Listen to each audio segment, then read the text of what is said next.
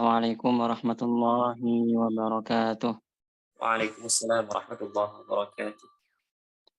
Alhamdulillahil wahidil ahad al-fardis samad alladzi la walida lahu wa la walad wa la sahibata wa la sanad ja'ala likulli syai'in amad la nuhsi bi sifatihi adad rafa'a as-samaa'a bila 'amad wa basata al-arda 'ala ma'in jamad qassama al-arzaqa falam yansa ahad kullu syai'in bi iradatihi mawjud al-'umru wal rizqu bi masyiatihi mahdud كتب على خلقه فناء وهو الحي الذي لا يموت سبحانه سبحانه سبحانه كان ولا ما كان وهو على ما كان وما يكون وما سيكون وما لم يكن لو كان كيف يكون أمره بين الكاف والنون وإذا قضى أمرا فإنما يقول له كن فيكون واحد لا من قلة موجود لا من علة منع وأعطى وأفقر وأغنى وأمات وأحيا أما بعد Insyaallah pada kesempatan malam hari ini kita akan melanjutkan lagi pembahasan tentang marahil ataupun sejarah gitu ya, perkembangan ilmu rasam dan juga ilmu dhabtul mushaf pada Al-Qur'anul Karim.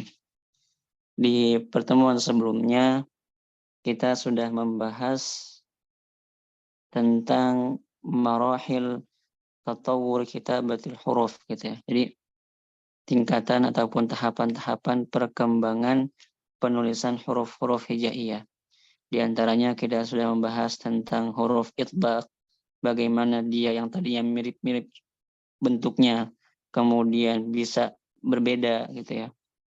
Kemudian juga hamzah yang tadinya nggak ada bentuknya, sekarang ada bentuknya. Kemudian untuk kaf, yang tadinya kaf sama lam itu nggak mirip dan nggak mirip gitu ya, tapi lama-lama dia menjadi mirip, kemudian diberikan kaf kecil di situ, kemudian juga perkembangan penulisan huruf sin, kemudian huruf ya, nun, fa, qaf, dan lain sebagainya. Kemudian juga kita sudah membahas tentang perbedaan antara naqtul i'jam sama naqtul i'rab. Ada yang masih ingat apa perbedaannya? Coba Anda pengen dengar. Apa perbedaan antara naqtul i'jam sama naqtul i'rab?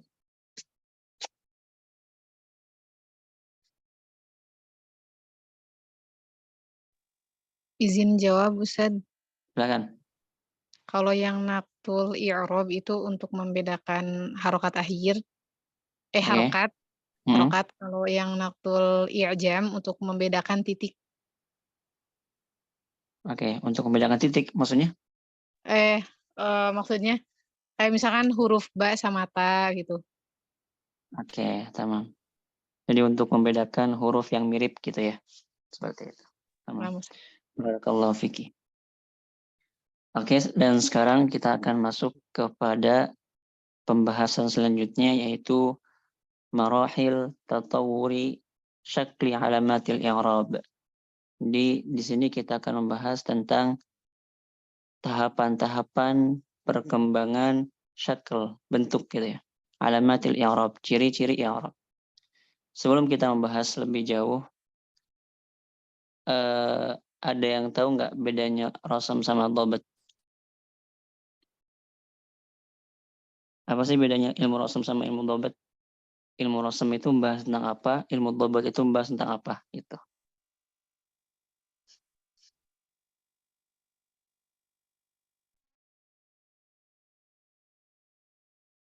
Hal min mujib, ada yang bisa jawab?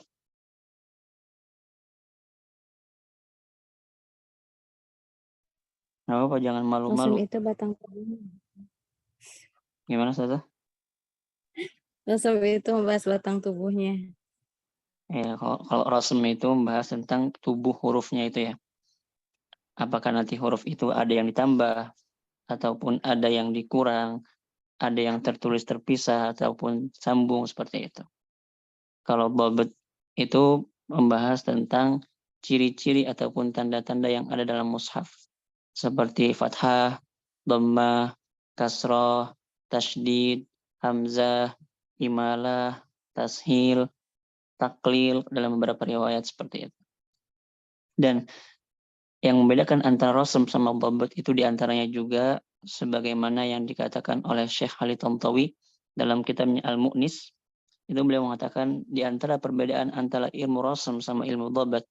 Kalau ilmu rasm itu dibangun atas dasar wasol dan juga waqaf gitu. Maksudnya apa? Nah, nanti kita bahas. Kemudian kalau dhabt itu dibangun atas dasar wasol. Nah, di sini maksud daripada dibangun atas dasar waqaf dan juga wasol. Nah, ini kita lihat makanya kenapa dalam rasm mushaf itu ataupun penulisan mushaf itu hamzah wasol itu masih ditulis. Padahal kan sebenarnya hamzah wasol itu nggak kita butuhkan gitu kalau misalnya di tengah-tengah. Tapi dia dibutuhkan ketika di awal gitu kan. Nah, makanya tadi kita katakan bahwasanya rasm itu dia dibangun atas dasar kita waqaf dan juga kita wasal. Makanya hamzah wasal nggak dihilangkan, kemudian juga iltiqau sakinah nggak dihilangkan dan sebagainya. Seperti itu. Adapun dhabt tadi dia dibangun atas dasar wasal. Makanya kenapa ini kita membahas tentang mushaf Madinah. Kalau mushaf Indonesia mungkin agak berbeda. Kalau misalnya mushaf Madinah ini masuk kepada kaidah gitu ya. Dibangun atas dasar wasal.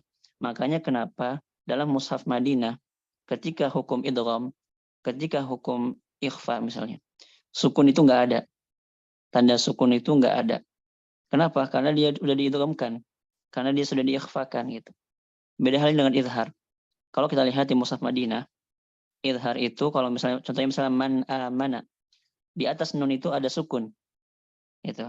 Tapi kenapa ketika kita baca min rabbihim misalnya, kita lihat di atas sukunnya itu nggak ada, di atas nunnya itu nggak ada sukun. Jadi karena dhabt itu mabniun alal wasli, gitu. Dhabt itu dibangun atas dasar wasal. Dan kalau kita lihat di beberapa mushaf gitu ataupun di beberapa surat, misalnya wa ila rabbika farghab bismillah. Nah, itu kalau kita lihat dia bertasydid gitu kan di ba bismillahnya itu. Kenapa? Tadi karena kalau misalnya dia diwasalkan, dia ditasydidkan farghab bismillah. Ataupun kalau kita lihat misalnya di awal ada di awal surat gitu ya ataupun di awal ayat ada huruf yang bertasydid. Kenapa? Karena kalau misalnya dia diwasal dengan ayat sebelumnya, dia ditasydidkan gitu. Ataupun dia dibaca dengan tasydid. Nah, gitu. Itu yang maksud dengan dhabt itu dibangun atas dasar wasal. Tapi kalau rasm, waqaf sama wasal seperti itu. Tamam. Sekarang kita masuk kepada tatawur syakli alamatil i'rab. Perkembangan ciri-ciri ataupun tanda-tanda i'rab gitu ya. Kita tahu bahwasanya bahasa Arab itu nggak akan lepas dari yang namanya i'rab. Karena i'rab ini mempengaruhi makna, mempengaruhi maksud daripada perkataan orang Arab. Dan kalau kita flashback ke belakang, yang menyebabkan Imam Abul Aswad Ad-Du'ali itu meletakkan tanda-tanda fathah, dhamma, kasrah, ya, itu karena ada seorang yang membaca annallaha bari'um minal musyrikina wa rasulih. Yang harusnya wa rasuluh, dia baca wa rasulih. Nah, di sini yang salah apa? Yang salah itu i'rabnya. Dia membaca yang harusnya wa rasuluhu, yang artinya rasul itu menjadi fa'il, maka dia bacanya wa rasulih. Rasulnya itu menjadi maf'ul gitu. Di sini ada kesalahan pada i'rab gitu. Makanya i'rab itu adalah suatu pembahasan yang nggak bisa dilepaskan dalam bahasa Arab. Kalau kita belajar bahasa Arab, pasti kita belajar i'rab seperti itu. Nah, di sini juga ada perkembangan di mana tanda-tanda i'rab itu dari awal sampai sekarang. Dulu di zamannya Imam Abul Aswad Ad-Du'ali, i'rab itu tandanya titikkan awalnya. Kemudian berubah menjadi kalau fathah berubah menjadi alif panjang ataupun alif berdiri gitu ya. Kalau dhammah dia waw kecil, kalau kalau kasroh itu iya kebalik gitu ya. Nah, di sini kalau kita perhatikan ataupun kita baca Tawwarul Khalilu bin Ahmad Al-Farahidi naqta Abil Aswad Ad-Du'ali. Nah, jadi Imam Khalil ibni Ahmad al-Farahidi mengembangkan tanda yang diletakkan oleh siapa? Abul Aswad ad-Du'ali, kemudian menjadikan ciri untuk fathah adalah alif mabtuhah. Apa itu? Alif yang miring, ma'ilah, miring gitu. Fauqal harfil maftuh, di atas huruf yang berharokat fathah gitu kan. Karena fathah itu diletakkan di atas dan dia ditulis miring. Miring dari atas ke bawah ataupun dari kanan ke kiri gitu. Nggak ada kan orang yang nulis fathah itu dari atas ke bawah, dari bawah ke atas gitu kan. Jadi kebanyakan pasti mereka dari bawah, dari atas ke bawah, bukan bawah ke atas gitu. Ataupun kanan ke kiri, bukan kiri ke kanan kan. Nah jadi dulu itu fathah itu alif panjang, kemudian berubah menjadi agak miring sedikit, kemudian sampai sekarang, gitu. Sampai yang kita kenal dengan fathah sekarang. Seperti itu. Nah di sini kita lihat peran daripada Imam Khalil ibn Ahmad al-Farahidi sangat-sangat luar biasa terhadap perkembangan penulisan bahasa Arab ataupun penulisan Al-Quran gitu ya. Di mana sebelum zaman ataupun sebelum munculnya Imam Khalil ibn Ahmad al-Farahidi, bangsa Arab itu adalah bangsa yang skill menulisnya itu di bawah rata-rata. Karena tadi mereka itu bangsa yang lebih fokus ataupun lebih mengandalkan hafalan, bukan tulisan. Tapi setelah datang Imam Khalil ibn Ahmad al-Farahidi, semua berubah. Sampai sekarang bangsa Arab dikenal dengan bangsa yang paling kaya, baik penulisannya, baik bahasanya, baik mufradatnya, dan lain sebagainya. Bahkan bahasa Arab juga termasuk bahasa yang paling susah dipelajari. Kenapa? Karena tadi kosakatanya banyak, kemudian juga kaidahnya banyak, dan lain sebagainya. Seperti itu. Jadi kita harus mendoakan, senantiasa mendoakan ulama-ulama kita yang sudah sangat berjasa terhadap perkembangan Islam, terhadap kemajuan Islam, dan lain sebagainya. Seperti itu. Kemudian dhammah itu dulu itu waw shaghirah, waw kecil katanya. Fauqal harfil madmum, di atas huruf yang berharakat dhammah, kayak bu misalnya. Berarti dia ditulis di atas ba gitu.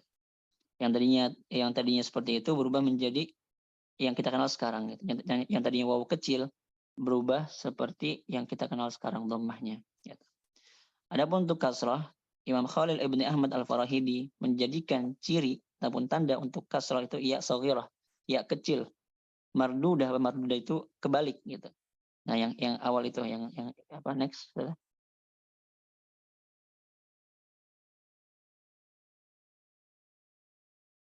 Nah, yang awal itu yang paling kanan itu ya.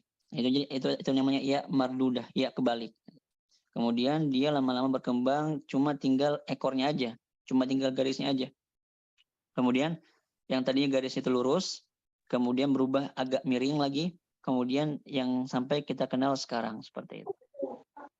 Jadi itu adalah perkembangan harokat fathah, dhammah, dan juga kasrah. Nah, adapun apa? Adapun tanwin. Kita kenal bahwa ataupun kita tahu bahwasanya di zaman Imam Abul Aswad ad-Du'ali, tanwin itu gimana cirinya?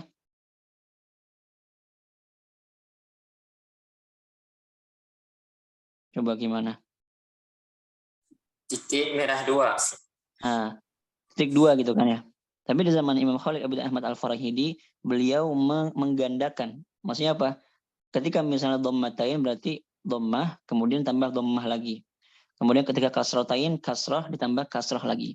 Kemudian fathatain, fathah ditambah fathah lagi gitu. Jadi digandakan. Dan harokat pertama itu misalnya fathah gitu ya.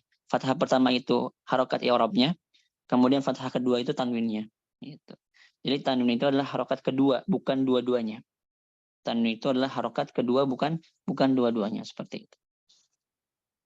Kemudian selanjutnya, next ada. Next lagi. Oke. Kemudian sekarang penulisan tanwin raf'il mulhar. Jadi dhammatain gitu ya. Dhammatain tapi untuk hukum yang ilhar. Kalau hukumnya ilhar, contohnya apa? Azabun alim ataupun sami'un alim, ajrun azim. Nah, kalau kita lihat di di gambar itu tuh yang di kertas itu Itu ada sami'un alim, kemudian ada ajrun azim. Seperti itu ya. Bisa dibaca? Ya, Ya, sami'un alim sama ajrun azim. Nah, dulu untuk dhammatain gitu ya. Dhammatain yang untuk hukumnya izhar, dia itu dhammah kemudian ditambah nun gitu. Ditambah nun yang artinya dia mewakili tanwin gitu ya. Tambah nun. Tapi lama-lama berubah menjadi dhammah kemudian di atasnya ataupun di apa namanya?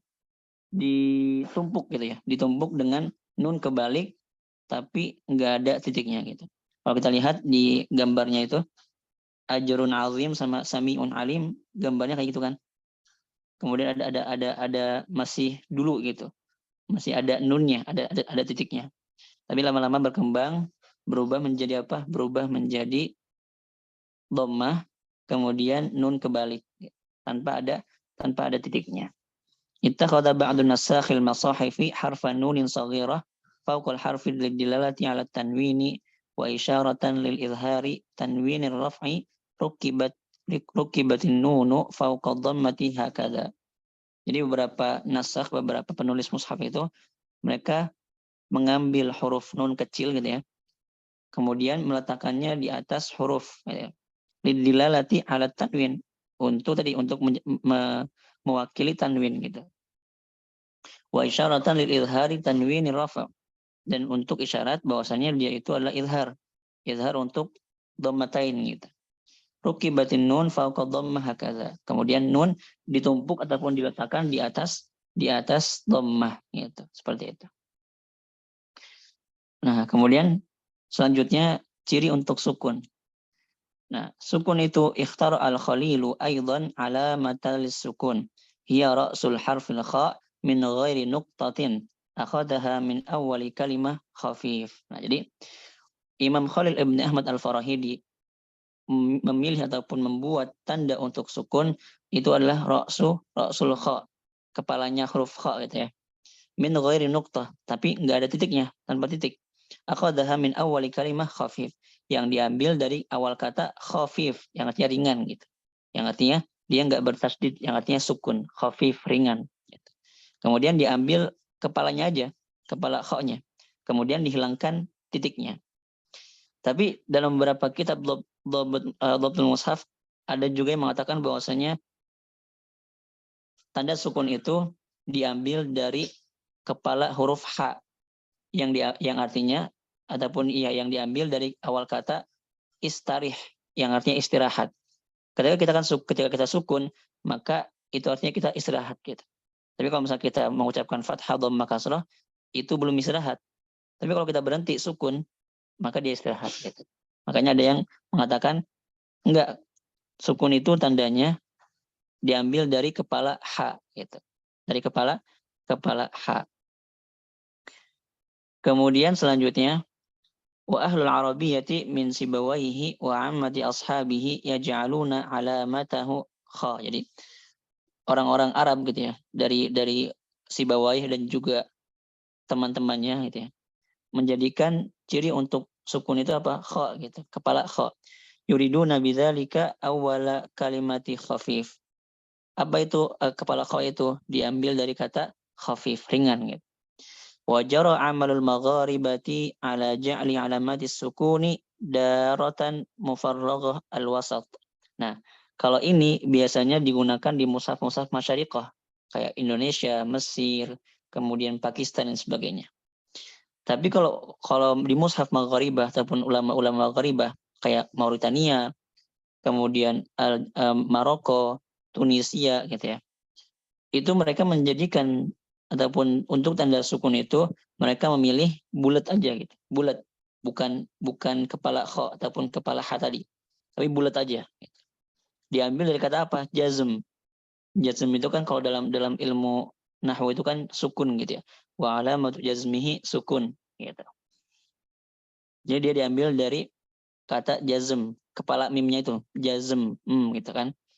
Nah, kemudian jazm kemudian diambil kepalanya aja, itu kepala mim.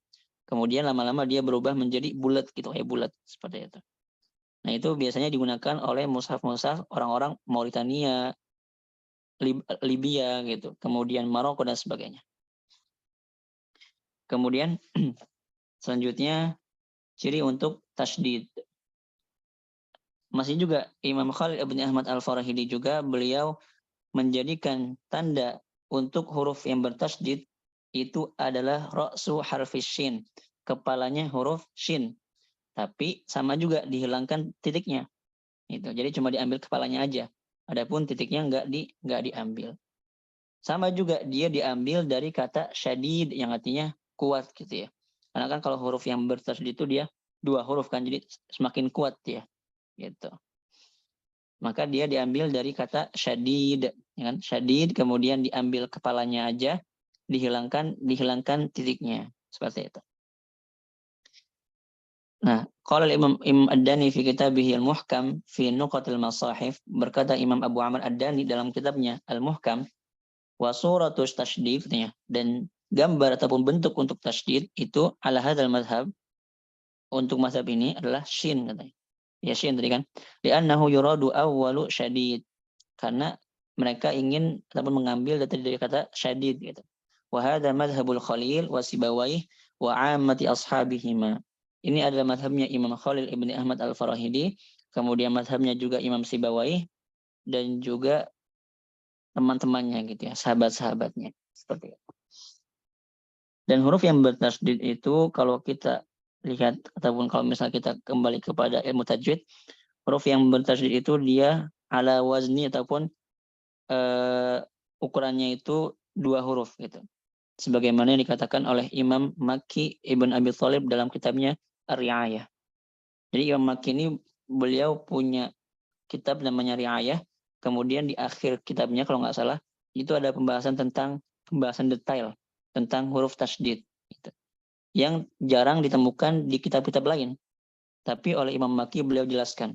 Kemudian beliau mengatakan bahwasanya tasydid itu dia ukurannya 2 huruf, pertama sukun, kedua berharokat. Dan kalau misalnya kita membaca Al-Quran kemudian bertemu dengan huruf yang bertasydid, maka dia harus dijelaskan tasydidnya. Jangan sampai dihilangkan. Kayak misalnya bismillah, yang harusnya bismillah, jadi bismillah, itu nggak boleh.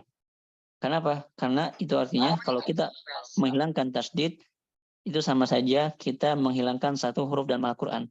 Dan itu hukumnya nggak boleh, kata Imam Makki Ibn Abi Thalib Al-Qaisi rahimahullahu ta'ala. Walaupun memang nggak semua tasydid itu dia aslinya itu 2 huruf. Ada juga emang dia itu yang aslinya bukan 2 huruf, seperti itu. Tapi kebanyakan tasydid itu dia terdiri dari ataupun aslinya 2 huruf. Pertama sukun, kedua berharokat, seperti itu. Kemudian selanjutnya alamatu hamzatul wasl. Nah, ciri untuk hamzah wasl. Wa ja'ala al-Khalilu aidan, masih juga tokoh utamanya Imam Khalil ibn Ahmad Al-Farahidi menjadikan tanda untuk hamzah wasl itu ra'sa shadin shaghirah. Kepalanya shad gitu. Diambil kepalanya shad aja, kepalanya aja. Yudha'u fawqa alif al-wasl, yang diletakkan di atas alif wasl gitu. Akhadahu min awali kalimah silah, yang diambil dari kata silah. Sama seperti kepala kha, kemudian kepala shin, sama juga silah juga diambil ataupun shad juga diambil dari kata silah gitu. Yang artinya sambung ya kan. Kenapa? Karena hamzah wasl ini dia tugasnya untuk menyambung huruf yang sukun gitu. Karena kalau misalnya dia nggak ada hamzah wasl, kita sulit mengucapkan huruf sukun. Dan nggak bisa kita mengucapkan huruf sukun di awal kata. Misalnya idrib, kemudian kita bilang drib nggak bisa gitu. Karena kaidahnya orang Arab itu mereka nggak memulai perkataan mereka dengan huruf sukun dan nggak mungkin gitu. Makanya butuh siapa? Butuh hamzah wasl. Supaya apa? Supaya kita bisa mengucapkan huruf sukun. Jadinya idrib seperti itu.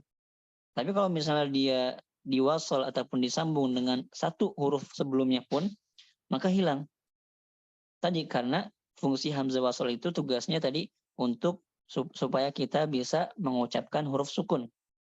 Nah, kalau misalnya udah nggak butuh lagi, maka dihilangkan. Maka kalau misalnya dia disambung dengan satu huruf pun, misalnya wa misalnya, kita nggak bilang wa idrib lagi, tapi wadrib, gitu kan? Wadrib lahum masala, seperti itu misalnya. Qala Imam Ad-Dani fi Muhkam wa ahlun naqti yusammuna hadhil jarrah silah. Jadi orang-orang ahli dhabat, ahli nuqat gitu titik, mereka menamai ini sebagai apa? Silah katanya. Kenapa? Li'annal kalama alladhi qabla alif allati hiya alamatuhu yusalu billadhi ba'dahu. Tadi. Karena tugas hamzah wasal itu untuk menyambung kata ataupun perkataan ataupun huruf gitu ya, ataupun ayat kalau kita katakan. Ayat sebelumnya dengan ayat setelahnya. Seperti itu. Fayat tasilani wa tadhhabu fiya manil lafzi bidzalik. Kemudian yang tadinya mereka terpisah, kemudian disambungkan dengan hamzah wasal. Seperti itu. Jadi kalau kita lihat di Mushaf Madinah, kembali lagi nih, kebanyakan Mushaf Madinah gitu ya. Karena Mushaf Indonesia itu ada pembahasannya tersendiri gitu. Tapi ini kebanyakan di Mushaf Madinah. Kalau di Mushaf Madinah, kalau kita menemukan kepala shad di atas alif itu dia hamzah wasal. Gampang, jadi bisa membedakan ataupun kita bisa mengidentifikasi bahwasanya dia itu hamzah wasal, bukan hamzah qata gitu. Kalau hamzah qata berarti ada kepala ainnya tadi, kepala ain seperti itu. Kemudian selanjutnya ciri untuk mad zaid 'alal mad tabi'i. Jadi kalau misalnya ada huruf mad selain mad tabi'i, maka dia itu diberikan tanda. Tapi kalau misalnya mad tabi'i nggak perlu. Kayak misalnya qalu, misalnya qa itu nggak ada kan di atas alif itu apa tanda bendera itu nggak ada kan. Tapi kalau misalnya mad jaiz, mad wajib itu ada tandanya, yaitu yang kita kenal dengan bendera gitu ya. Nah, tapi dulu bukan bendera. Dulu itu tandanya itu mad katanya. Kalau kita lihat di ininya gambarnya ataupun di ininya manuskripnya itu ya. Nah, di apa namanya? Yang pertama itu ada mad kan. Di atas alifnya itu ada mad. Kemudian dia berubah, dihilangkan ininya, mimnya ataupun kepala mimnya hilang gitu. Kemudian lama-kelamaan sampai menjadi seperti bendera itu yang kita kenal sekarang. Seperti itu. Jadi dulunya tuh mad, kemudian hilang kepala mimnya, kemudian jadi seperti bendera. Jadi kalau misalnya kita menemukan tanda bendera itu artinya kita harus membacanya lebih dari 2 harokat. Ya kan? Ya ayyuhalladzina amanu qalu amanna. Maka kalau kita lihat di atasnya itu pasti ada tanda bendera. Tapi kalau misalnya matobi enggak ada gitu. Enggak ada tandanya. Enggak ada tandanya. Seperti itu. Kemudian selanjutnya ciri untuk huruf-huruf yang ada dalam penulisan. Jadi kalau ditulis dia ada, tapi kalau diucapkan enggak ada. Mahdzuf lafzan. Tapi dihilangkan ataupun dihapus secara ucapan. Jadi dia hanya ditulis saja, enggak diucapkan. Qala al-Imam Abu Amr Ad-Dani fi kitabihil Muhkam, masih di Muhkam juga. I'lam anna naqat salafi ahli Madinah wa ahli baladina istalahu katanya. Ketahuilah bahwasanya para ulama dhabat di Madinah, kemudian juga di negara kita katanya, istalahu ala ja'li daratin sughra bil hamra. Menjadikan ataupun mengambil ataupun memilih untuk tanda huruf-huruf yang hanya ditulis saja tapi enggak dibaca. Dalam artian ini huruf-huruf zaidah, huruf-huruf tambahan, dia daratun sughra bil hamra, di bulat ya, bulat kecil dengan warna merah. Jadi dulu itu warna merah, bukan warna hitam. Ala hurufi zawaidna, di atas huruf-huruf zaidah tambahan. Dan dalam kaidah rasmul mushaf, huruf zaidah itu ada 3. Alif, waw, sama ya. Alif, waw, ya. Gitu. Jadi huruf-huruf mad ini termasuk huruf-huruf zaidah. Makanya kalau kita perhatikan, kebanyakan tanda sifar mustadir ya, ataupun bulat sempurna ini, dia pasti berada di atas huruf mad. Kalau enggak alif, kalau enggak waw, kalau enggak ya. Jarang kita temukan ataupun enggak ada. Kita menemukan sifar mustadir itu selain ataupun terletak di atas selain huruf alif, waw, sama ya. Karena yang termasuk huruf-huruf tambahan, huruf-huruf zaidah, zawaid, itu cuma 3, alif, waw, ya saja. Al-ma'duma fil lafzi, jadi zawaid fil khatti, tambahan dalam penulisan, Tapi ma'dumah nggak ada, nggak diucapkan dalam pelafalannya gitu. Contohnya apa? Mi'ah, ulu, kemudian naba'il mursalin gitu. Di sini kalau misalnya kita bertanya apa sih hikmah daripada tambahan, kemudian pengurangan apa? Hazaf gitu ya, dihapus huruf-hurufnya. Itu sebenarnya kalau kita mau kaji, kalau misalnya kita mau bahas, itu banyak kita bisa menemukan gitu di antara hikmah-hikmahnya. Di sini misalnya kata mi'ah gitu. Mi'ah ini kenapa ditambah alif? Ya kan? Kemudian kenapa kita bisa tahu dia itu alif tambahan, alif yang hanya ada di tulisan tapi enggak dibaca karena di atasnya itu ada bulat sempurna yang kita kenal dengan namanya sifar mustadir gitu. Jadi dalam ilmu dhabtul mushaf ada dua sifar. Sifar mustadir sama mustatil. Kalau mustadir itu bulat sempurna, kalau mustatil itu bulat lonjong ke bawah. Dan masing-masing sifar itu punya fungsi yang berbeda. Kalau sifar mustadir itu artinya dia nggak dibaca baik ketika waqaf maupun ketika wasol. Gitu. Nggak ada yang baca mi'ah, ulu, naba'il, nggak ada. Gitu. Tapi dibaca mi'ah, kemudian ulu, kemudian naba'il mursalin. Gitu.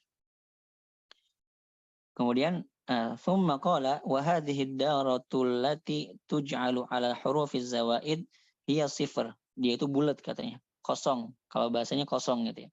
Al-latif alladhi yaj'aluhu ahlul hisabi ala adadil ma'dum. Nah, jadi sifar ataupun sifar mustadir ini dia ini diambil ataupun mirip dengan nol gitu ya. Kalau dalam ahli matematika dia ini nol gitu. Kenapa nol? Karena dia ala adadil ma'dum. Karena kan nol itu kan nggak ada kan. Maksudnya sebelum satu tuh nol dulu kan. Yang artinya nol tuh nggak ada, kosong gitu. Dalalatan ala adamihi li adamil hurufiz zawaid fil nutqi. Sebagai bentuk ataupun sebagai bukti gitu ya bahwasanya memang huruf ini nggak ada gitu, nol gitu, kosong gitu. Dia nggak diucapkan, tapi dia hanya ditambahkan saja dalam rosomnya. Nah tadi contohnya mi'ah ya. Mi'ah itu dia dalam beberapa kitab dikatakan untuk membedakan antara dia dengan minhu. Karena dulu nggak ada tanda untuk hamzah, nggak ada titik, nggak ada fathah. Maka antara mi'ah sama minhu itu, sebelum mi'ahnya itu ditambah alif ya, dia itu mirip dengan minhu. Makanya dia ditambah alif. Supaya membedakan antara mi'ah dengan minhu gitu. Seperti itu. Kemudian ulu naba'il mursalin juga sama seperti itu. Nah, kemudian selanjutnya itu sifar mustadir. Jadi dia nggak dibaca baik ketika waqaf maupun ketika wasal. Adanya seperti nggak ada. Gitu. Jadi nggak dianggap aja. Kemudian alamatu suqutil alif waslan wa thubutiha waqfan. Nah, ini yang kita kenal dengan yang namanya alifatus sab'. Dalam beberapa kitab tajwid berbahasa Arab, ini namanya pembahasannya alifatus sab'ah. Apa itu alifatus sab'ah? Alifatus sab'ah itu adalah 7 kata yang diakhiri dengan alif dan dia di atas alifnya itu ada sifar mustatil. Ada yang bisa menyebutkan? Ana, kata ana. Terus? Lakinna. Terus? Adhanuna. Az-zununa, tamam. Adhanuna. Ar-rasula. Tamam. Sabila. Terus? Salasila. Sama? Qawarira. Qawarira yang pertama apa yang kedua? Awal. Yang awal. Tamam, barakallahu fikum. Jadi ada itu tujuh kata itu, dia itu diakhiri dengan alif dan di atas alifnya itu ada sifar mustatil. Apa gunanya? Gunanya ataupun fungsinya daripada sifar mustatil itu dia hanya dibaca alifnya ketika waqaf. Adapun ketika wasal dia nggak dibaca. Ana nadhirum mubin kan? Ana khairum min, ya seperti itu. Tapi kalau kita waqaf ana gitu. 2 harakat. Ana. Istalah al-mu'asiruna min ulama'i dhabti ala wad'i sifar mustatil, ya kan? Para ulama-ulama mu'asirin, ulama-ulama kontemporer dari ulama-ulama dhabt, mereka meletakkan sifar mustatil tadi yang artinya bulat lonjong ke bawah. Di atas huruf alif allati tulfadhu waqfan, yang diucapkan hanya ketika waqaf aja. wa tasqutu waslan, yang jatuh ataupun yang enggak dibaca ketika wasal. In waqafta, in waqa'at qabla mutaharrik. Kalau misalnya dia terletak sebelum mutaharrik. Nah ini. Kalau misalnya ada kata ana ataupun huruf alif gitu ya, ada alif. Kemudian setelah alif itu dia huruf berharokat, maka dia itu ada tanda sifat mustatilnya. Gitu. Yang artinya tadi dia hanya dibaca ketika waqaf. Ana, kalau wasal ana khair, ana nazir gitu kan. Seperti itu. Nah, tapi kenapa kalau misalnya setelah kata ana misalnya, ya kan itu kan alif kan, kemudian setelahnya itu huruf sukun. Nah, kenapa dia itu nggak ada tandanya, ataupun nggak ada tanda sifat mustatilnya? Coba, sebelum mana bahas, ada yang tahu nggak? Iltiqa'us sakinain, Ustaz. Ayo, iltiqa'u sakinain. Karena udah nggak butuh lagi. Karena secara kaidahnya, ya kan, kalau kita melihat kepada kaidah iltiqa'u sakinain, kalau ada sukun pertama, ya kan, kemudian ketemu sama sukun kedua, dan sukun pertamanya itu huruf mad, maka dia harus dihilangkan sukun pertamanya yang huruf mad itu. Jadi apa? Anan nadhirul, ya kan? Anan nadhiru, ya kan? Dia di atas ananya itu nggak ada sifat mustatil. Kenapa? Karena memang secara kaidahnya alifnya itu sudah dihilangkan. Karena tadi iltiqa'u sakinain, seperti itu betul. Karena bertemunya dua sukun. Makanya kalau ana setelahnya huruf berharokat ada sifat mustatilnya. Tapi kalau ana setelahnya huruf sukun nggak ada sifat mustatilnya. Seperti itu. Jadi contohnya anan nazir dibacanya anan nazir, itu kan nggak dibaca anan nazir. Karena secara kaidahnya dia harus dihilangkan sukun pertamanya, yaitu alif mad. Gitu. Kemudian kalau wakaf tetap ana gitu ya. Kemudian sama juga lakinna, dzununa, rasula, sabila, salasila, qawariro yang pertama itu dia sifat mustatil. Adapun dikenal dalam pembahasan namanya alifatus sab'ah gitu. Sampai sini bisa dipahami? Insyaallah, Ustaz. Tamam.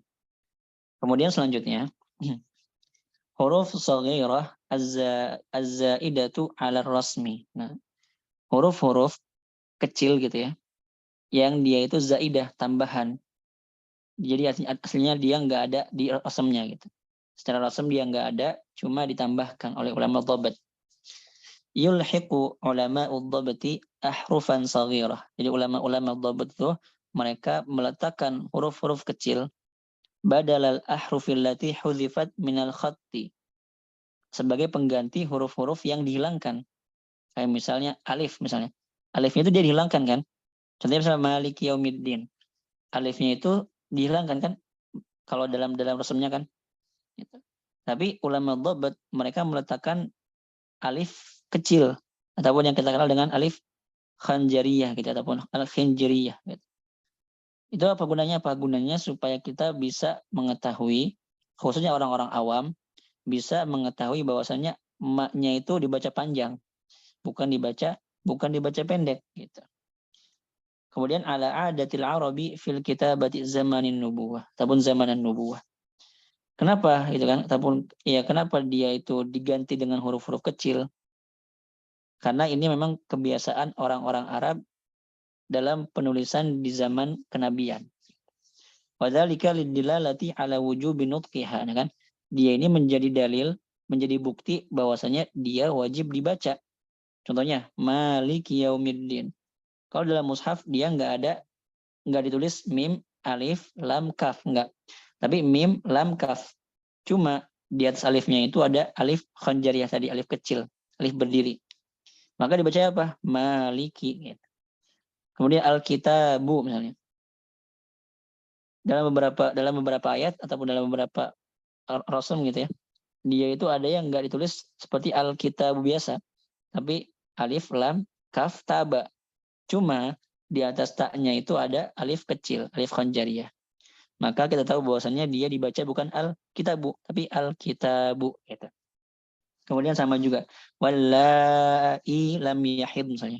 Wallai ya'isna misalnya. Nah, kalau dalam mushaf tulisannya seperti itu. Cuma dia bukan dibaca wallai enggak, tapi wallai gitu. Wallai seperti itu. Nah, begitu juga huruf shaghirah zaidah masih berhubungan dengan huruf kecil ya, huruf-huruf kecil yang dia itu tambahan secara rasamnya. Sekarang peletakan huruf nun kecil, ya kan? Kalau tadi kan huruf alif ya, sekarang huruf nun kecil. Wa yad'una nunan shaghirah, nun kecil, makanan nunil mahdzufah, di tempat nun yang dihapus. Contohnya apa? Nunjil mu'minin tuqra'u nunjil mu'minin. Kalau kita lihat di mushafnya itu dia nun, kemudian nun ada nun kecil gitu. Ada nun kecil. Kemudian jim, kemudian alif, kemudian ya al-mu'minin gitu. Maka dia bukan dibaca nunjil mu'minin, tapi nunjil mu'minin. Termasuk Imam Hafaz kan. Nah, di sini kenapa? Alasannya kenapa dia itu nunnya itu dihapus, tapi diganti dengan nun kecil, karena ada beberapa riwayat seperti Imam Ibnu Amir kalau nggak salah sama Imam Syu'bah itu bacanya nujil mu'minin. Jadi nun yang keduanya dihilangkan. Nun yang keduanya dihilangkan. Jadi bacanya nujil mu'minin, bukan nujil mu'minin lagi, tapi nuji gitu. Kemudian sama juga fanuji man nasya. Di sini dibaca fanuji man nasya ala qiraati Nafi' wa man wafaqahu. Ini sesuai dengan bacanya Imam Nafi'. Karena Imam Hafiz bacanya fanujjiya man nasya, fanujjiya man nasya gitu. Fanujjiya bukan fanunji kan? Gitu. Jadi bacanya fanujjiya man nasya gitu. Kemudian juga pada di surat Yusuf la ta'manna itu setelah mimnya itu ada nun kecil yang enggak ditulis gitu. Tuqra'u ta'manuna ala wajhi qira'atiha birraumi wal musyafahatu tadbitu dzalik. Kemudian ini sesuai dengan yang membaca raum gitu, bukan dengan ismam tapi raum. La manuna gitu ya. Dia dibaca dengan pelan dan juga dalam tempo yang cepat. La manuna 2/3 harokat. Manuna gitu. Wal musyafahatu tadbitu dzalik. La manuna bukan manuna tapi manuna gitu. Manuna. Kemudian wa yad'una wawan shaghirah. Nah, kemudian mereka juga meletakkan waw kecil di tempat waw yang dia mahdzufah, terhapus. Contohnya apa? Daud. Kalau kita lihat di mushaf, Daud itu tulisannya gitu. Da, alif, waw kecil sama da. Kemudian mawuriya. Ataupun contoh lagi yalwun misalnya. Nah, di sini kenapa? Kenapa dia hanya ditulis dengan waw satu waw aja gitu. Daud, Mawuriya, Yalwun. Kenapa? Karena memang secara kebiasaan orang-orang Arab ketika itu, ketika mereka menulis surat, menulis apapun itu, kalau misalnya ada 2 waw, ada 2 alif, ada 2 ya, mereka itu nggak suka, mereka itu nggak senang gitu. Jadi mereka akhirnya hanya mencukupkan dengan 1 waw aja.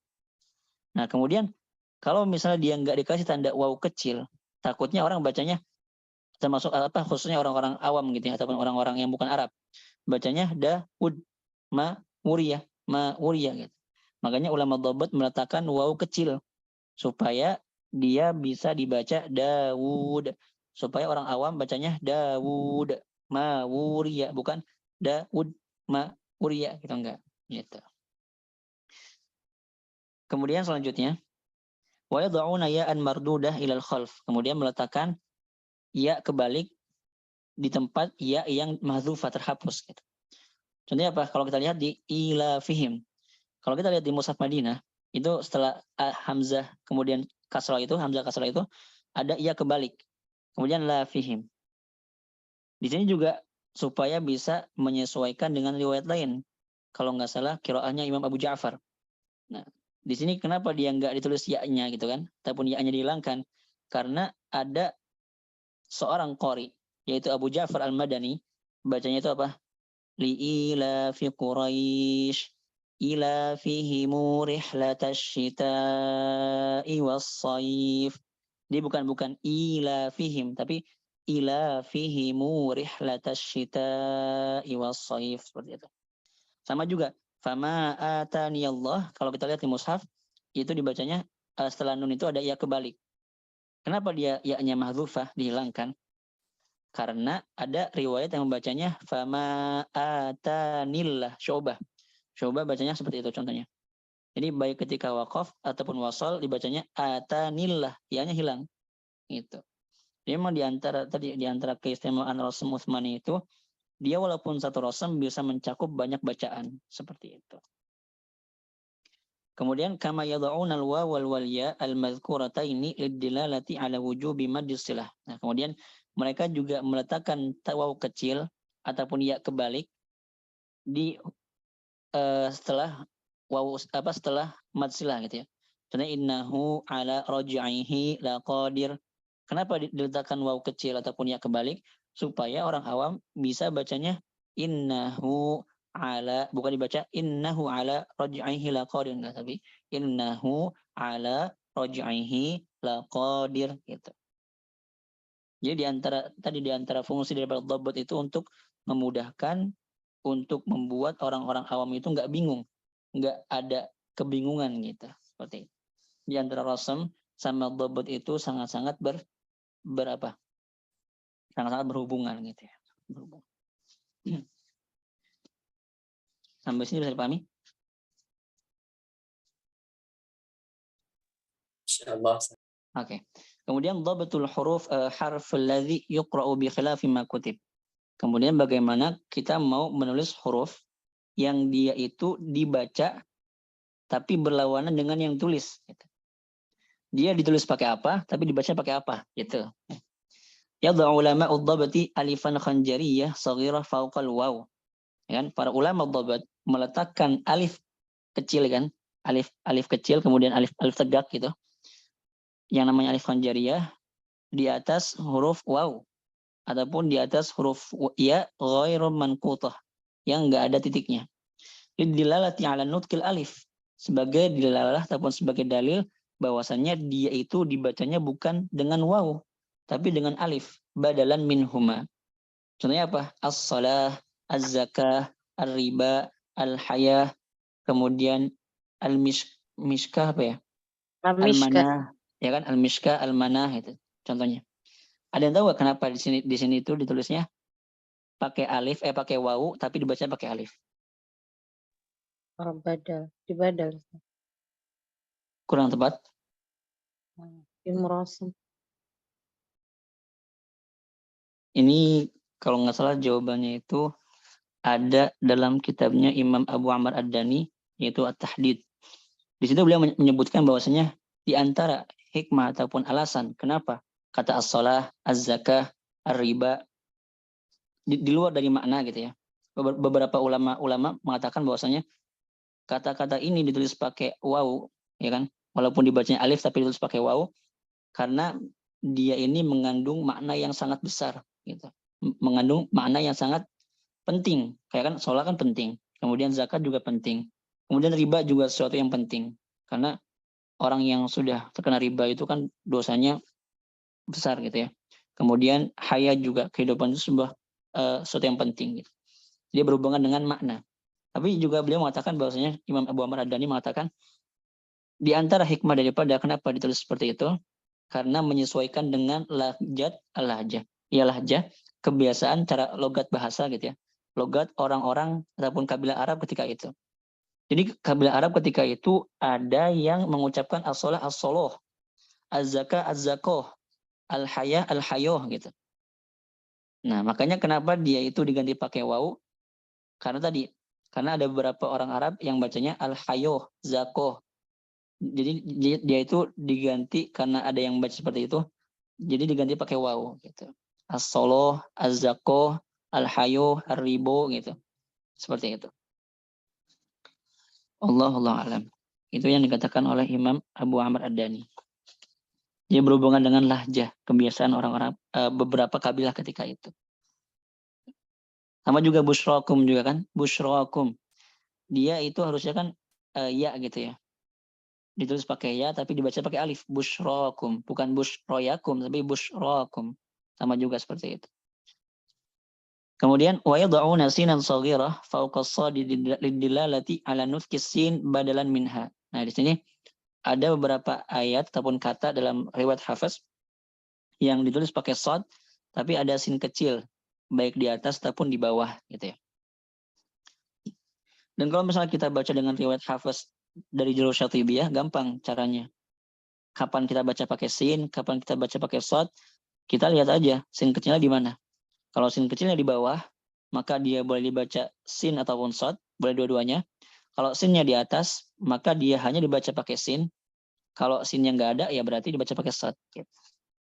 Contohnya bastoh, maka dibaca apa? Ya besut misalnya. Ataupun bastoh, maka dia dibacanya ya besuto, bukan ya besu, bukan su, tapi su, pakai sin.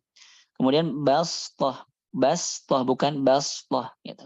Pakai sin, bukan pakai shad. Gitu.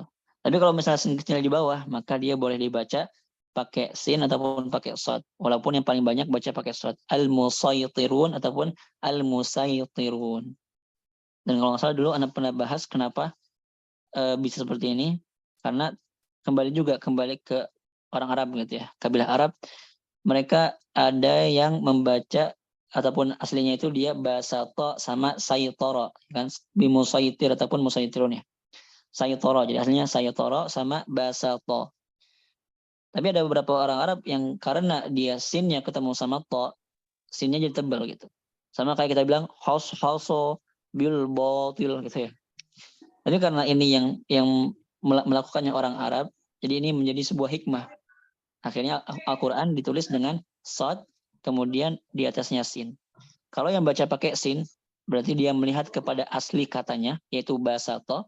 Kalau dia baca pakai shad, maka dia melihat kepada yang udah jadinya.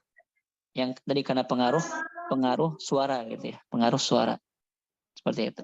Karena sin ketemu sama to, jadi sinnya itu ke bawah tebal gitu.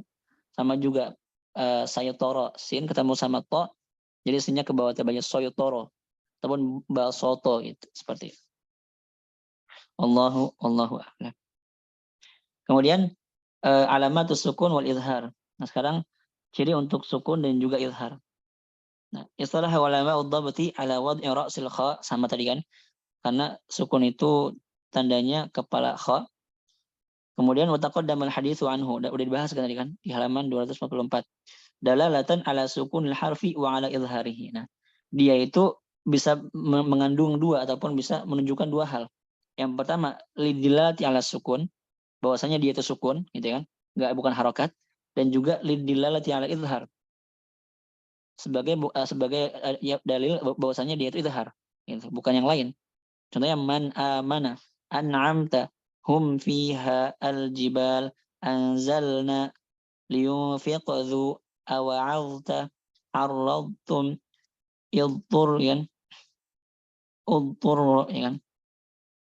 Kemudian dan sebagainya. Jadi kalau makanya tadi kenapa ketika ataupun kita bisa mengetahui dia hukumnya izhar kalau dalam mushaf Madinah ya. Kita bisa mengetahui dia hukumnya izhar kalau misalnya di atas nunnya itu ada sukun, ada tanda sukunnya. Tapi kalau misalnya idgham, ikhfa itu dia nggak ada tanda sukunnya. Tuh. Kemudian wastalahu ala ja'li tarkibil harakataini hakadha. Nah, kemudian kalau misalnya izharnya itu misalnya fathatain ataupun dhammatain ataupun kasratain gitu ya.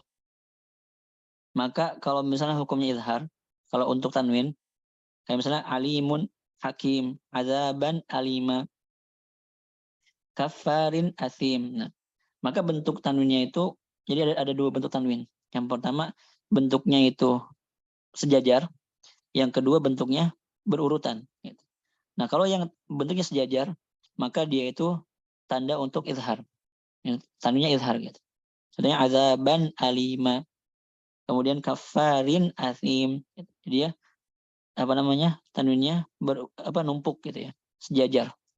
Tapi kalau misalnya dia untuk itu kalau sama ikhfa, tanwinnya itu dia berurutan, jadi nggak sejajar, berurutan seperti itu. Kemudian tanda untuk idgham kamil. Idgham kamil itu apa?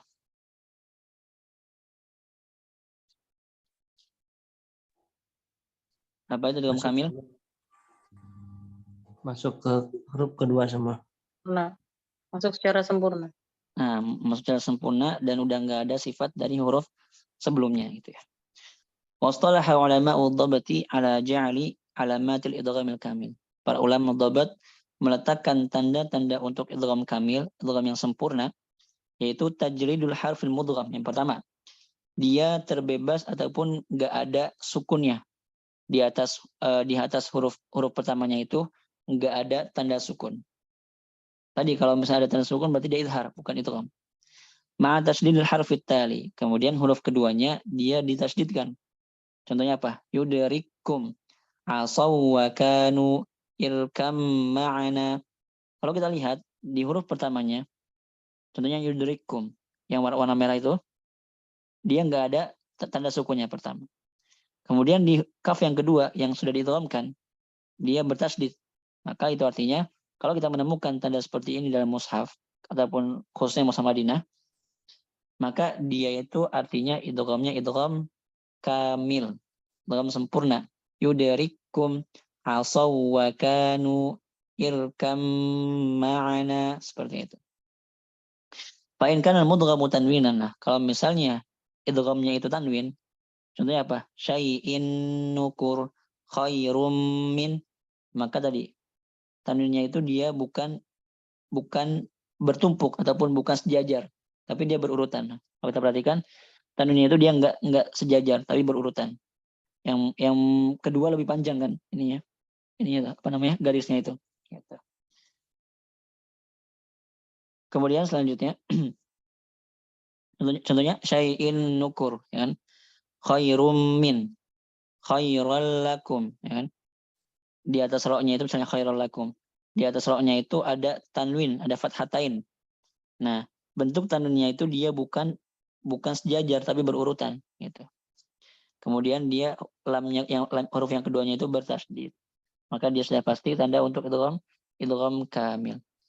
Makanya Syekh Ahmad Samir kan, yang mengajarkan ana beberapa mutun tajwid di Mesir, beliau punya kitab kecil Kutaib gitu.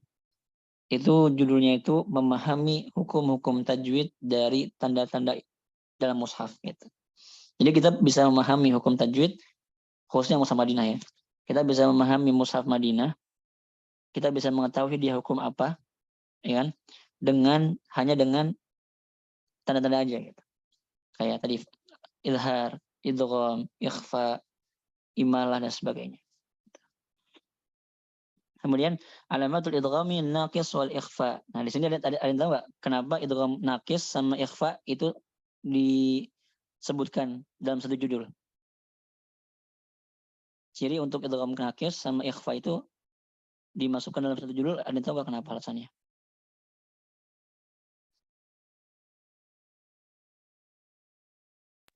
Masih tersisa. Ya. Itu pengertian naqis ya. Tapi di sini kenapa ikhfa sama idgham naqis itu dia dibuat dalam satu judul? Kalau misalnya kita perhatikan, tanda untuk idgham naqis sama ikhfa itu sama apa beda? Sama. Sama kan? Nggak ada sukun. Mushaf Madinah kan? Sama kan? Yang pertama huruf pertamanya nggak sukun, nggak ada sukunnya. Yang kedua dia nggak ada tasdidnya. Ya kan? Idgham naqis itu dia kalau di mushaf Madinah nggak ada tasdidnya. Sama seperti ikhfa. Sebagaimana dalam pengertian ikhfa juga arin anit tasdid gitu. Dia terbebas daripada tasdid. Kita ambil contoh min qabl sama ahadtu misalnya. Ya, di sini kenapa di sini ahadtu dia nggak ada di huruf pertamanya, di to-nya itu dia nggak ada tanda sukun. Kemudian di huruf keduanya dia nggak bertasdid. Sama juga min qabl, nun yang nggak ada sukun, kemudian qafnya nggak bertasdid. Gitu. Jadi sama antara idgham kamil, idgham naqis sama ikhfa itu tandanya sama kalau di mushaf Madinah. Seperti itu. Fa in kana harful awal, sama juga kalau misalnya huruf pertamanya tanwin, maka sama. Kalau idgham nakis dan juga ikhfa, kalau tanwin maka dia tanwinnya itu berurutan bukan sejajar. Dia berurutan. Contohnya sinatu wala naum khairai syai'in qadir dan sebagainya. Kemudian tanda untuk iqlab ya. Untuk iqlab. Ja'ala ulama iddabati alamata qalbin nun sakinah wada'a mimin saghirah fawqa nun badal sukun hakadha. Nah, adapun kalau tanda untuk iqlab dalam mushaf Madinah juga dia di atas nunnya itu ada mim sebagai dalil atau sebagai syarat bahwasanya dia itu dibacanya harus pakai mim, ya kan? Mim ba'di bukan min ba'di lagi. Amburika bukan anburika. Ambihum bukan anbihum gitu. Jadi supaya memudahkan orang-orang yang nggak ngerti iqlab, ya, yang belum belajar tajwid misalnya, dia bisa bacanya pakai mim gitu. Mim ba'di amburika. Maka di atas nunnya itu dia ada mim, tapi mimnya itu ekornya ke bawah. Karena ada ekornya ke samping gitu ya. Kalau yang ekornya ke samping, tanda untuk apa? Tanda waqaf lazim. Nah, waqaf lazim kan. Tapi kalau yang ekornya ke bawah, ya kan, itu mim untuk iqlab seperti itu. Waja'alut alamata qalbi tanwin wad'a min saghirah badala harakati tsaniyah wa hiya al-harakatu dalah ala tanwin hakadha. Nah, kalau misalnya hukum iqlabnya itu huruf pertamanya tanwin, contohnya sami'un basir, jazaa'am bima syai'im basir, maka tandanya itu apa? Pertama dikasih ya tanda i'rabnya kan, kalau dhammah, kalau kasrah, kalau fathah. Kemudian tanwinnya itu diganti pakai mim. Ya, tanwinnya itu diganti pakai mim. Harokat keduanya itu diganti pakai mim. Sami'un basir, kalau perhatikan kan, jazaa'am bima syai'im basir, seperti itu. Allah a'lam. Kemudian yang terakhir, alamatul imalatul kubra wal ismam. Tanda untuk imalah kubra dan juga ismam. Istalah ulama ad-dhabti ala wad'in nuqtatin kabiratin mustadiratin. Beberapa ulama ataupun ulama dhabat memberikan tanda untuk imalah ya. Itu ada yang memberikan tandanya itu apa? Nuqtah bulat ya, titik. Kemudian kabirah besar, kemudian mustadirah bulat gitu ya, bulat sempurna gitu. Kemudian matmusatil wasat, tengahnya itu penuh gitu. Tengahnya itu penuh sama warna. Hakadha, ya beliau memberikan contoh bulat kemudian tengahnya penuh gitu. Dilalati ala ahadil amrayn, untuk menunjukkan bahwasanya dia itu salah satu dari dua hal. Yang pertama imalah. Tanda untuk imalah dalam beberapa mushaf itu dia apa? Mim bulat ya kan? Tadi bulat sempurna, kemudian tengahnya penuh. Itu imalah. Kemudian ataupun tanda untuk ismam. Ya. Contohnya di ta'manna. Kalau misalnya kita lihat di mushaf Madinah ataupun mungkin di mushaf Indonesia juga ya, di kata majreha itu dia di atas ro-nya itu nggak ada fathah. Ada yang tahu nggak kenapa? Kalau kita buka mushaf di di mushaf kata majreha bismillahirrahmanirrahim itu di atas ro-nya itu nggak ada fathah. Tapi cuma ada tanda imalah aja.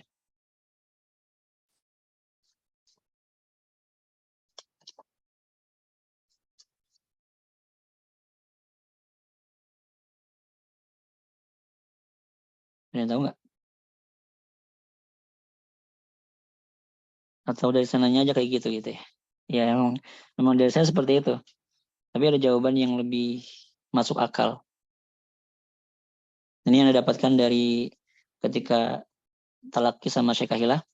Beliau mengatakan bahwasanya di antara kaidah dhabtul mushaf atau ilmu dhabat itu adalah huruf itu akan dibaca sesuai dengan tandanya. Paham nggak? Kalau misalnya kita meletakkan tanda ro-nya itu fathah, maka dia bukan dibaca, mungkin ada orang baca majroha gitu, majroha.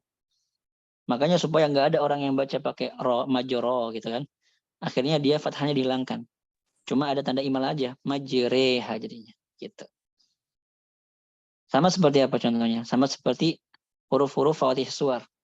Kenapa dia nggak ada harokatnya? Karena kalau bisa ada harokatnya orang bisa baca toha, alama, kemudian hama misalnya, kemudian na misalnya seperti itu. Ataupun ya gitu. Jadi tadi kaidahnya apa? Huruf itu akan dibaca sesuai dengan tandanya. Kalau fathah ya fathah, kalau dhammah ya dhammah, kalau kasrah ya kasrah. Makanya kalau kita perhatikan, kalau apa namanya, untuk imah tadi kan, dia itu nggak ada tanda fathahnya. Karena kalau misalnya ada tanda fathahnya, takutnya dibacanya majroha gitu. Kemudian dia juga tanda untuk ismam, la ta'manna. Faqad istamala ba'dul mu'asirina min ulama idzabat. Kemudian ada beberapa dari ulama dhabat kontemporer gitu ya, modern. Mereka itu meletakkan ataupun membuat tanda untuk ismam dan juga imalah itu apa? Bukan bulat lagi, bukan bulat lagi, tapi apa namanya sini? Belah ketupat ya, belah ketupat. Kayak kristal gitu ya.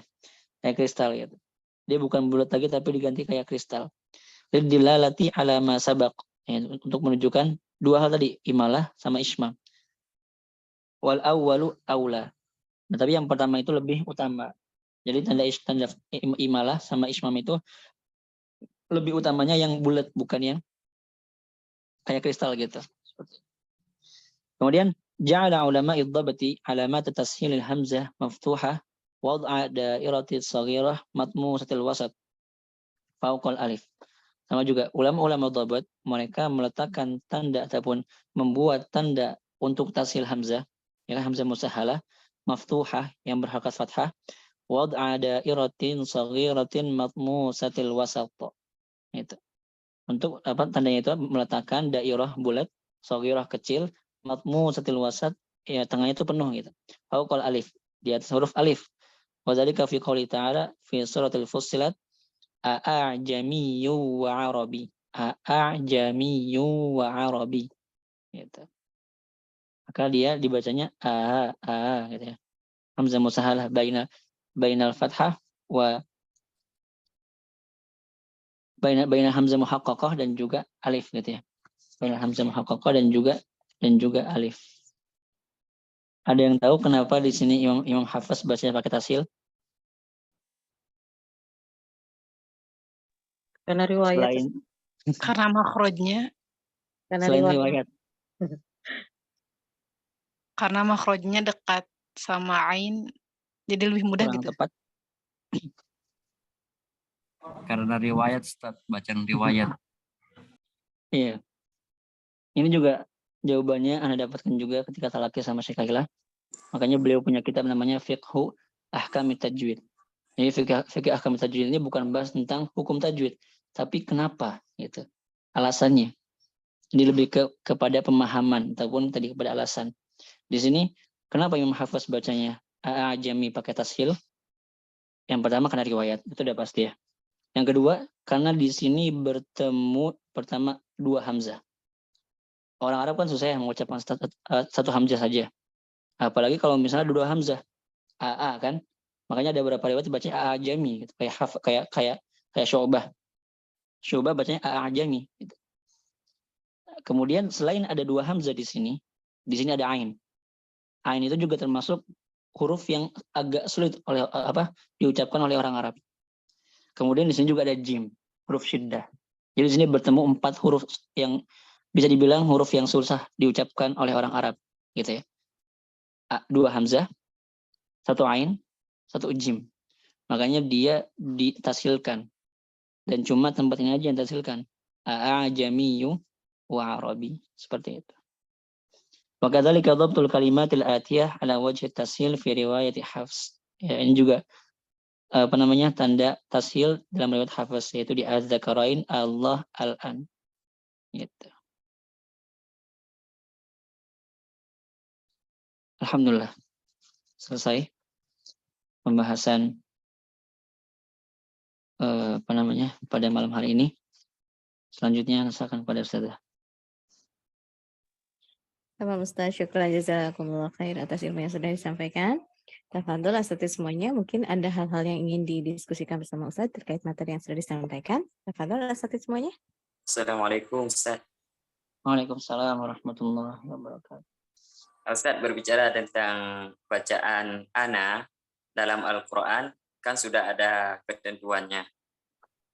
Dibaca ketika waqaf, tidak dibaca ketika wasat. Nah, bagaimana dengan yang di luar salat, yang di luar Al-Quran, Ustaz? Misal sehari-hari, apakah tetap dibaca mad pada anak? Dalam pengucapan sehari-hari kita. Kalau dalam pengucapan sehari-hari juga, kalau Anda dengar dari orang Arab sendiri, itu dihilangkan juga.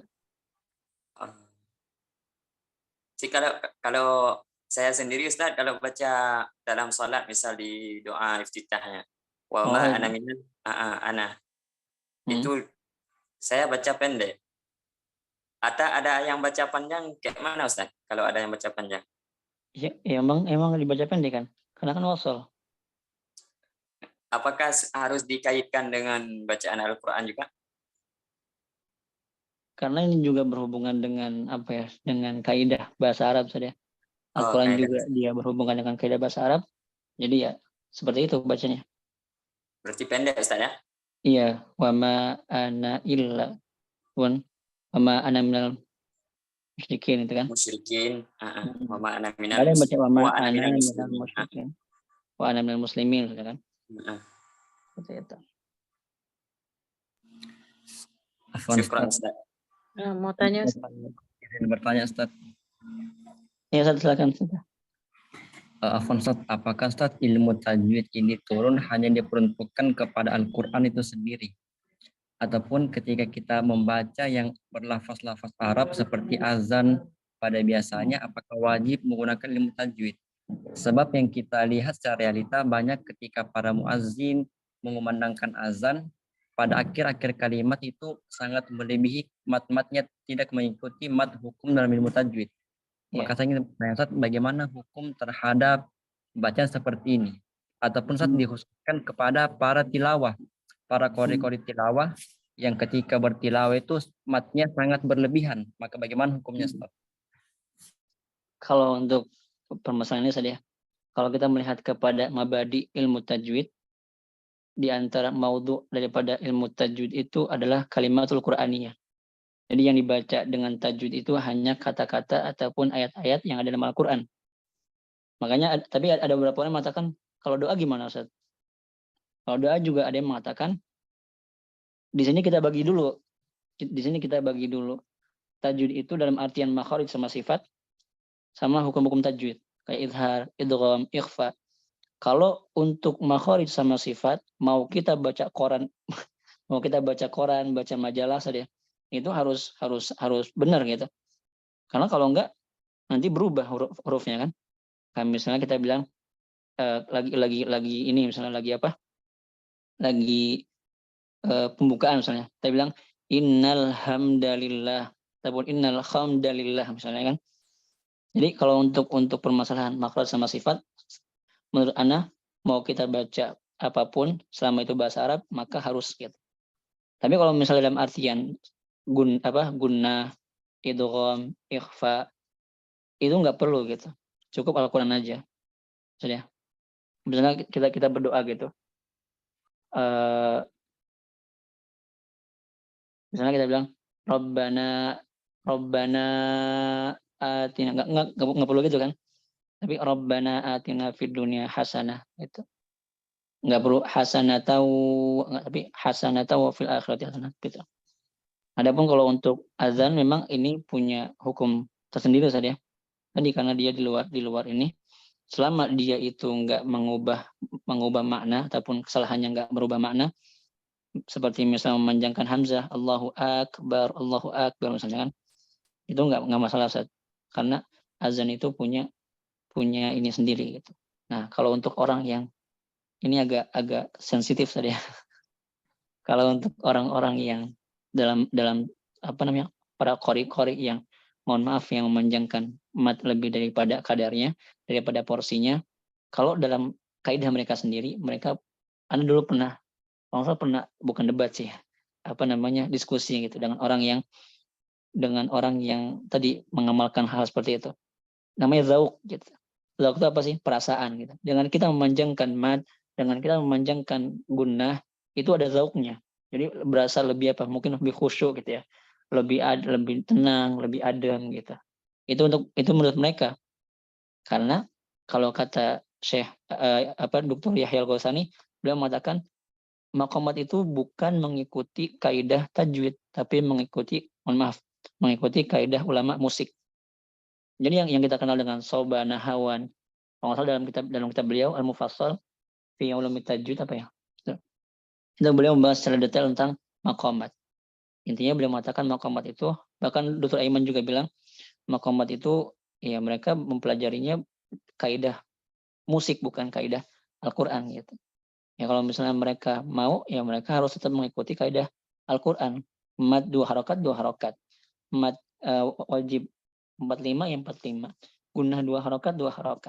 Tapi kalau misalnya dalam dari itu, maka tadi kalau dalam sudut pandang ulama maqamat, ulama musik yang mungkin ya boleh-boleh aja. Tapi kalau misalnya menurut ulama tajwid, apalagi mereka yang punya sanad, kemudian mereka yang bertalaki dengan para masyayikh, itu mereka pasti langsung mengingkarinya. Gitu.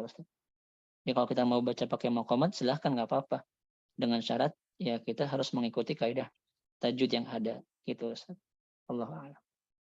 Jazakallah khair kasih Ustaz. Apa yang saya tanyakan? Nah, izin bertanya, Ustaz. Ya Ustaz. Kenapa ada perbedaan obat antara Lajnah Tashih Kemenak RI dengan Timur Tengah? Karena Dolbet Rasam itu punya beberapa mazhab ataupun ada beberapa mazhab sama seperti fikih. Ada Syafi'i, Hambali, Hanafi sama Maliki. Dolbet Rasam itu juga ada mazhabnya.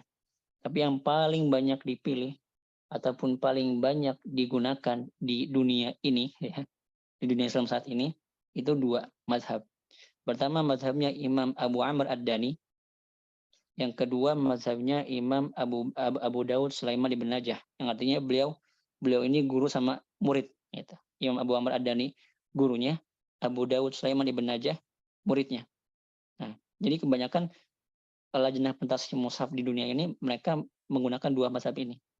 Jadi Indonesia pun sama, mereka menggunakan 2 mazhab ini.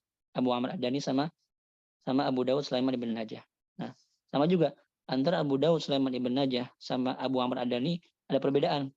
Walaupun mereka sama-sama satu guru, murid sama guru gitu ya, tapi ada perbedaan juga. Gitu. Ada perbedaan juga. Makanya ada namanya ikhtiar ataupun pilihan gitu. Pilihannya Imam Abu Amr Ad-Dani seperti ini, pilihannya Abu Daud Sulaiman ibn Najah seperti ini. Gitu saja. Ya, jazakumullah khairan. Afwan wa iyyakum.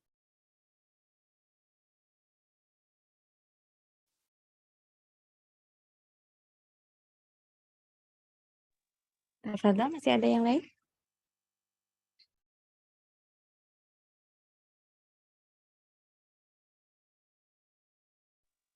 Rasanya tidak ada, Ustaz?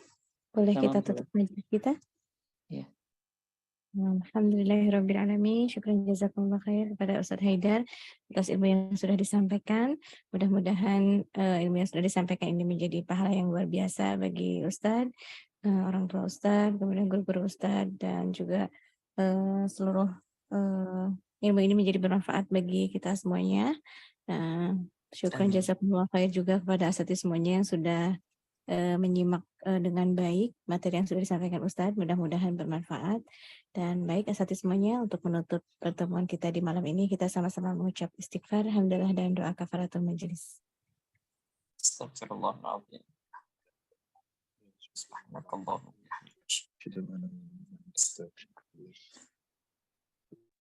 Maha sempurna adalah Allah. Saya mohon maaf atas segala kekurangan di malam ini. Wabillahi taufiq wal hidayah. Assalamualaikum warahmatullahi wabarakatuh. Waalaikumsalam warahmatullahi wabarakatuh.